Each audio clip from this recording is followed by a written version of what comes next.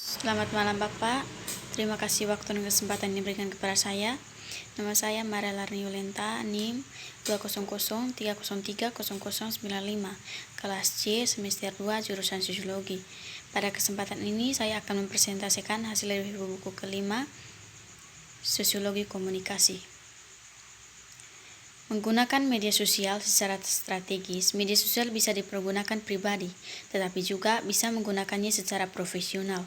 Berkali-kali kami melihat bagaimana kelompok menggunakannya untuk satu komunitas yang berinteraksi dengannya, tetapi lupa bagaimana hal ini dipandang dari perspektif lainnya.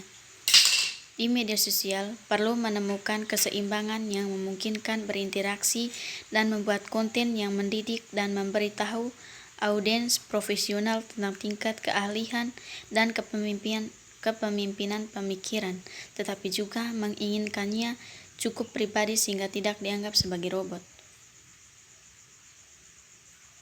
Menjembatani sains dan praktik media sosial.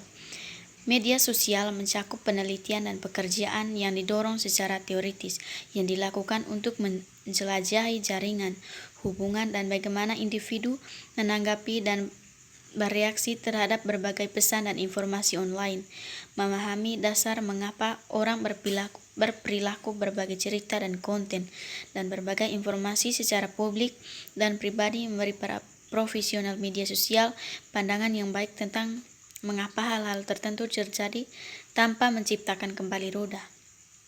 Di sisi lain, mengeksplorasi kemungkinan kreatif dan mengubah kawasan ini menjadi langkah dan strategi yang dapat ditindaklanjuti juga penting.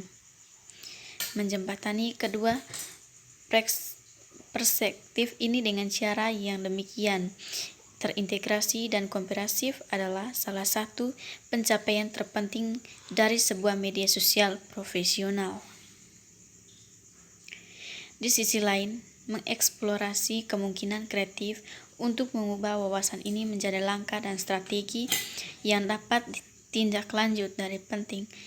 Menjembatani kedua dengan cara yang demikian terintegrasi dari komprehensif adalah salah satu pencapaian terpenting dari sebuah media sosial profesional. Para peneliti yang telah menjelajahi media sosial dalam karyanya telah menggunakan berbagai teori yang berbeda. Kerangka kerja untuk membantu menjelaskan dan memprediksi mengapa sikap, perilaku, dan tindakan tertentu diambil secara online, seperti teori dialogis, pemberdayaan psikologis, dan teori perilaku terencana.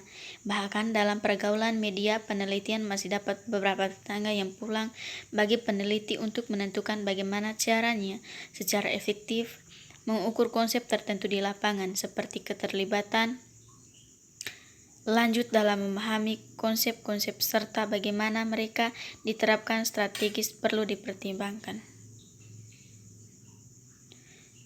Berbagi terlalu banyak, tentu ingin transparan di media semua orang, ada jumlah konten yang dapat disajikan dan berbagai platform. Namun, perlu diingat bahwa tidak seorang mungkin ingin apa yang Anda makan malam tadi malam di restoran baru yang terbaru. Selain itu, ingatlah bahwa beberapa orang menggunakan media sosial untuk melakukan percakapan dan pengalaman positif, tapi tidak dibombardir dengan hal-hal negatif semua waktu.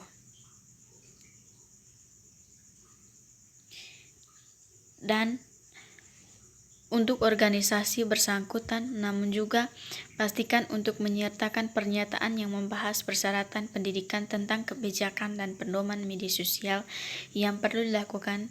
Sesering itu perlu diperbarui.